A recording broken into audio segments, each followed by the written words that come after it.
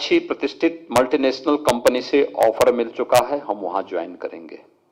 दो ने कहा कि हमें सरकारी जॉब करनी है।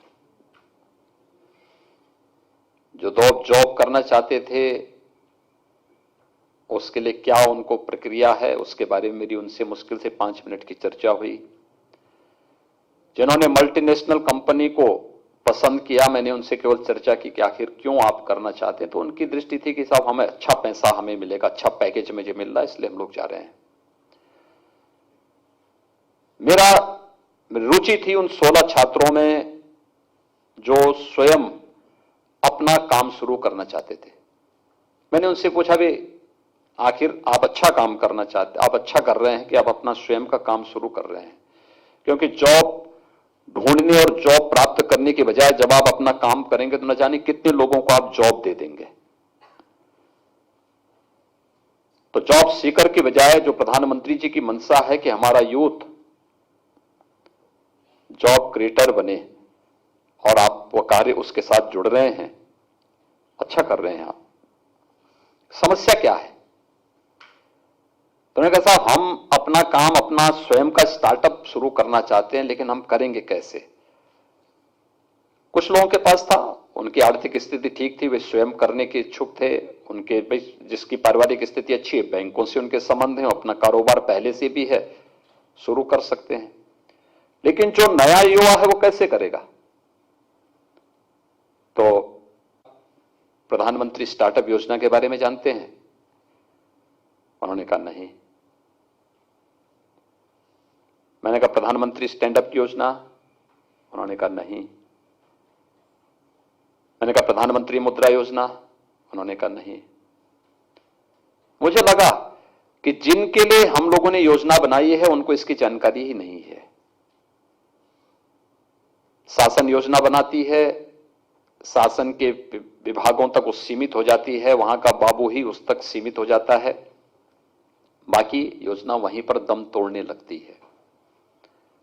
मैंने तब विश्वविद्यालयों में कई जगह इस प्रकार के संवाद के कार्यक्रम किए थे और मैं बार बार इस बात को कहता हूं कि हमारे संस्थाओं को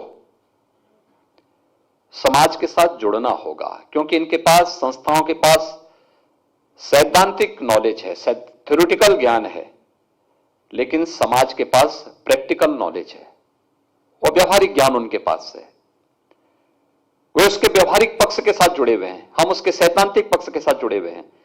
जब व्यवहार और सिद्धांत दोनों मिलकर के काम करेगा तो परिणाम आएगा, तब रिजल्ट हम दे पाएंगे। और ये साजिश हुई है, दुर्भाग्य से हम उस साजिश के बहुत जल्दी शिकार होते गए। याद रखना, भारत कि जो सबसे बड़ी पूंजी है वो संयुक्त परिवारों की परंपरा है। जिस दिन भारत की पूंजी खंडित होगी उस दिन भारत भारत बना रहेगा, इसके बारे में भी गंभीर संकट आएंगे। और लोगों को यही सब अच्छा नहीं लगता। जो भारत का हित नहीं चाहते उनको परिवार की दृष्टि बुरी लगती है, उनकी दृष्टि में एक खटकता है। अभी हमारे उपराष्ट्रपति जी आए थे, उपराष्ट्रपति जी ने लखनऊ में आए थे, तो उन्होंने अपने शादी की 52वीं सालगिरह लखनऊ में, यहां पर हम लोगों को जानकारी मिली तो राजभवन में हम लोगों ने कार्यक्रम के साथ हम लोग जुड़े थे। भारत के अंदर हर परिवार के लिए यह एक अनिवार्य नियम का हिस्सा है, जो भी एक सदगृहस्थ है उसका हिस्सा है। लेकिन यूरोप के लिए, वेस्टर्न कंट्रीज के लिए यह एक आश्चर्य है, कौतूहल है, क्या एक व्यक्ति 52 वर्षों तक एक महिला के साथ रह रहा है? क्या यह संभव है? उनकी दृष्टि खंडित है, एक नहीं देख सकते, तो स्वाभाविक रूप से वही दृष्टिकोण सबको देना चाहते हैं। जीवन उनके लिए अनुशासन के लिए नहीं, बल्कि उनका जीवन दुशासन का नाम है, उनका जीवन का हिस्सा बन चुका होता है। और इसलिए उन्होंने पहले, आपने देखा होगा, हमारे यहां उत्तर से दक्षिण तक, पूरब से पश्चिम तक 135 करोड़ की आबादी,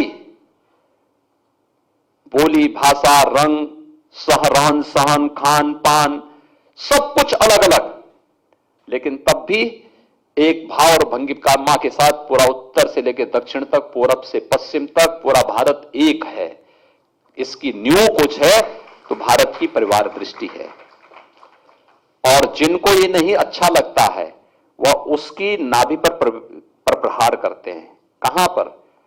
उसकी आत्मा होती है, एक महिला और पुरुष के बीच में भेद पैदा कर दो, दोनों को अलग अलग दृष्टि दे दो, एक उच्छृंखल, एक ऐसी दृष्टि दो जो उनको आपस में आत्मनिर्भर नहीं बल्कि वह सब कुछ शासन पर निर्भरता हो जाए।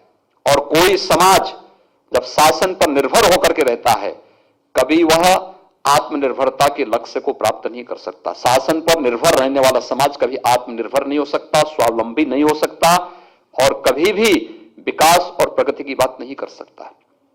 समाज जब आगे चलेगा, शासन पीछे चलेगा, तब हम प्रगति की बात कर सकते हैं, तब एक टीम वर्क की बात हम कर सकते हैं और हमें उस दृष्टि को आगे बढ़ाना पड़ेगा। और इसलिए परिवार दृष्टि पर प्रहार है जब महिला और पुरुष के रिश्तों को खंडित करने की बात आती है, और हम लोगों को इस पर जरूर विचार करना होगा। एक दूसरा, हम लोगों ने इस क्षेत्र में जो चुनौतियां थी, उन चुनौतियों को हर भारतीय समझता है।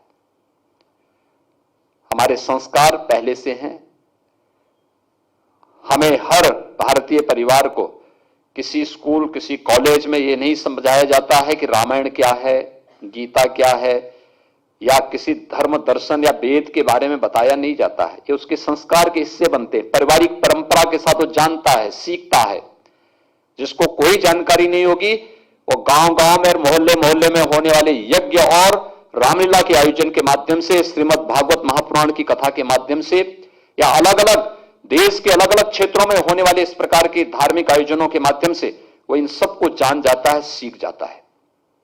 उसको अलग से कोई पाठ्यक्रम देने की आवश्यकता नहीं होती है। हमने कभी इसको उसका हिस्सा बनाया भी नहीं। लेकिन इन सब के बीच हमें उसको छोड़ना नहीं है, उसके साथ अपने यात्रा को लेकर के चलना है।